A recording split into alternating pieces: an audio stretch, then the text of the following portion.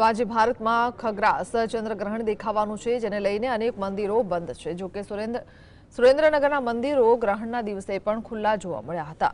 સુરેન્દ્રનગરમાં આવેલું સૌથી મોટું અંબિકા માઈ મંદિર ભક્તો માટે ખુલ્લું રહેતા દર્શનાર્થીઓમાં ખુશી જોવા મળી હતી। આંશિક ચંદ્રગ્રહણ હોવાથી સૌરાષ્ટ્ર ઉપર તેની અસર નહીં પડે તેવું તારણ કાઢી સુરેન્દ્રનગરમાં મંદિરો ખુલ્લા રાખવામાં આવ્યા છે।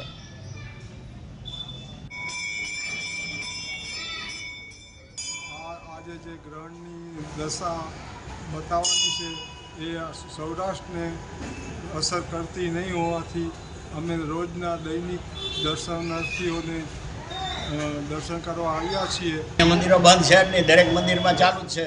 અત્યારમાં હું 3 જગ્યાએ દર્શન કરીને હજી જઉં છું। દર્શન સંતો અને સાધુ સંતો અને યાત્રાળુઓ માટે દર્શન ખુલ્લા રાખવા અને આ દર્શન માટે કોઈને બાધા આવે નહીં, આ અમારી વિનંતી છે કે દરેક લોકો જે જગ્યાએ જાય દર્શન કરવા।